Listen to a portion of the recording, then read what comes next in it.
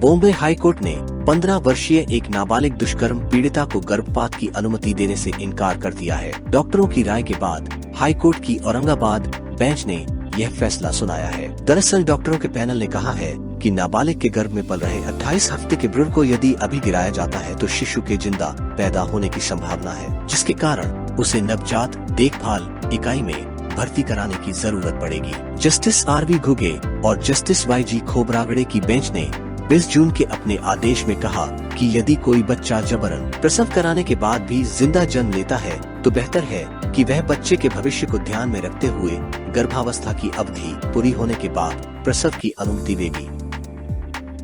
Allahabad high court ने मंगलवार को फिल्म आदिपुरुष के आपत्तिजनक डायलॉग के मामले में लगाई गई याचिका पर सुनवाई की। कोर्ट की लखनऊ बेंच ने कहा कि हर बार हिंदुओं की सहन शक्ति की ही परीक्षा क्यों ली जाती है। शुक्र है उन्होंने हिंदुओं ने कानून नहीं तोड़ा। कोर्ट ने भगवान राम और भगवान हनुमान सहित धार्मिक पात्रों को आपत्तिजनक तरीके से पेश करने के लिए फिल्म आदिपुरुष के निर्माताओं की आलोचना भी की। फिल्म के राइटर मनोज मुंतशिर को नोटिस देने का आदेश जारी किया। याचिकाकर्ता प्रिंस लेनिन और रंजना अग्निहोत्री की याचिका पर सुनवाई करते हुए जस्टिस राजेश सिंह चौहान और श्री प्रकाश सिंह की बेंच ने कहा, क्या सेंसर बोर्ड ने अपनी जिम्मेदारी निभा है? भगवान हनुमान और सीता माँ को ऐसा दिखाकर समाज में क्या संदेश देना चाहते हैं? सॉलिसिटर जनरल से जवाब मांगते हुए बेंच ने कहा, यह गंभीर मामला है। क्या आप सेंसर बोर्ड से पूछ सकते हैं कि यह कैसे किया गया, क्योंकि राज्य सरकार इस मामले में कुछ नहीं कर सकती। बॉलीवुड एक्टर सलमान खान को एक बार फिर जान से मारने की धमकी मिली है। गैंगस्टर लॉरेंस के करीबी गोल्डी बराड़ ने कहा, हम सलमान खान को मार डालेंगे, हम उसे जरूर मारेंगे। भाई साहब लॉरेंस ने कहा था कि वह माफी नहीं मांगेगा, बाबा तभी दया दिखाएंगे जब उन्हें दया आएगी। गोल्डी ने जेल में बंद गैंगस्टर लॉरेंस के इंटरव्यू का जिक्र करते हुए कहा कि सलमान खान को मारना उनके जीवन का लक्ष्य है। यह बात गोल्डी ने एक मीडिया चैनल को दिए इंटरव्यू में कही। वह इन दिनों कनाडा अमेरिका में कहीं छिपा है। कुछ दिनों की सुस्ती के बाद मानसून लगभग पूरे उत्तर और उत्तर पश्चिम भारत में पहुंच गया है। उत्तर पश्चिमी राज्यों में 24 घंटे में सामान्य से 2 से 12 गुना तक अधिक बारिश हुई है। सोमवार को मानसून पंजाब और गुजरात में और आगे बढ़ा। देश के पूर्वी, मध्य, उत्तर पश्चिम व पश्चिमी राज्यों में 5 दिन मानसून सक्रिय रहेगा। अगले 24 घंटे में 24 राज्यों में भारी बारिश का अनुमान है। 2 दिन में बारिश और भूस्खलन जैसी घटनाओं से 8 राज्यों में 33 लोगों की मौत हुई है। इनमें से 9 हिमाचल प्रदेश में, 6 मुंबई में, 6 राजस्थान में, 2 हरियाणा और पंजाब में हुई। मंगलवार को उत्तराखंड के अल्मोड़ा में उफनती नदी में 16 और 17 साल के भाई बहन बह गए। छत्तीसगढ़ में बिजली गिरने से 5 लोगों की मौत हुई। दिल्ली में करंट लगने से एक महिला की जान गई है। हिमाचल के मंडी जिले में 48 घंटे में भूस्खलन की 2 घटनाएं हुई। इसके चलते चंडीगढ़ मनाली नेशनल हाईवे 21 2 जगहों पर घंटों बंद रहा। इस रूट पर लगा जाम 20 घंटे बाद खुला। अब भी यहाँ 150 रोड बंद है। मौसम विभाग ने राज्य में अगले 5 दिन भारी बारिश का अलर्ट जारी किया है। जून का महीना समाप्त हो रहा है और जुलाई से नए माह की शुरुआत हो रही है। ऐसे में कई बार की तरह ही इस बार भी कई बड़े बदलाव होने वाले हैं। रसोई gas, commercial gas, CNG, PNG समेत कई चीजों के दाम और रूल में बदलाव होने वाला है। जुलाई महीने में होने वाले यह बदलाव आम आदमी की जेब पर असर डालेंगे। ऐसे में आपको इसके बारे में पूरी जानकारी होनी चाहिए। आइए जानते हैं 1 जुलाई से आपके लिए क्या क्या बदलने वाला है। रसोई गैस की कीमत में बदलाव। देश की सरकारी तेल कंपनियों की ओर से हर महीने एलपीजी गैस की कीमत तय की जाती है या फिर संशोधित की जाती है। इस बार भी 1 तारीख को एलपीजी गैस की कीमत में बदलाव होने की उम्मीद है। मई और अप्रैल के दौरान 19 किलो वाले कमर्शियल यूज वाले गैस सिलेंडर की कीमत में कटौती की गई थी, लेकिन 14 किलो वाले गैस सिलेंडर प्राइस के दाम नहीं बदले गए थे। इस कारण इस बार संभावना लग रही है कि रसोई गैस की कीमतें कम हो सकती है। विदेश में क्रेडिट के जरिए खर्च करने पर टीसीएस लागू किए जाने का प्रावधान है, जो 1 जुलाई 2023 से लागू होगा। इसके तहत 7 लाख से ज्यादा के खर्च पर 20% तक टीसीएस चार्ज वसूला जाएगा, लेकिन एजुकेशन और चिकित्सा के लिए यह चार्ज घटकर 5% हो जाएगा। वहीं विदेश में एजुकेशन लोन पर ले रहे हैं तो यह चार्ज और घटकर 0.5% रह जाएगा। हर महीने की तरह इस महीने भी CNG और PNG की कीमत में बदलाव हो सकता है। दिल्ली और मुंबई में पेट्रोलियम कंपनियां 1 तारीख को गैस की कीमत में बदलाव करती हैं। हर टैक्स पेयर्स को ITR फाइल करनी होती है। जुलाई में इनकम टैक्स रिटर्न भरने की लास्ट डेट समाप्त हो रही है। ऐसे में अगर आपने अभी तक ITR फाइल नहीं किया है तो 31 जुलाई तक इसे फाइल कर लें।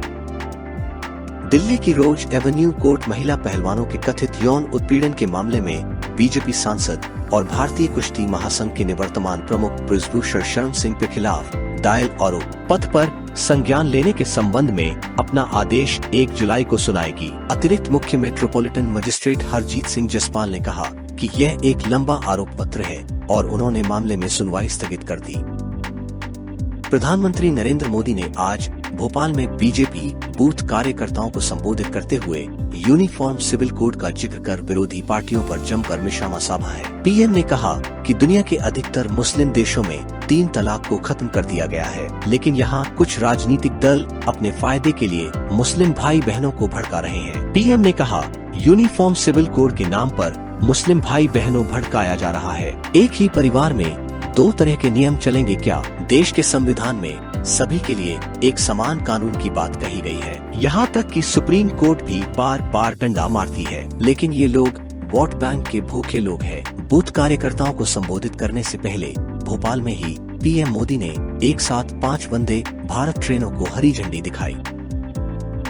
CCI का कहना है कि गूगल एंड्रॉइड का इस्तेमाल करने वाले डिवाइस मेकर्स के साथ मोबाइल ऐप डिस्ट्रीब्यूशन एग्रीमेंट करते वक्त उन्हें दूसरे ऐप्स इंस्टॉल करने से हतोत्साहित करता है, खास करके अपने प्रतिद्वंदी कंपनियों के। दुनिया के सबसे बड़े सर्च इंजन गूगल ने सुप्रीम कोर्ट में national company law appellate tribunal NCLAT के एक आदेश को चुनौती दी है। ये मामला competition commission of India CCI के गूगल पर लगाए गए 1338 करोड़ रुपए के जुर्माने से जुड़ा है, जिसे कंपनी ने NCLAT में चुनौती दी थी और NCLAT ने आदेश को बरकरार रखा था। CCI ने गूगल पर अपनी स्थिति का नाजायज फायदा उठाने को लेकर ये जुर्माना लगाया था।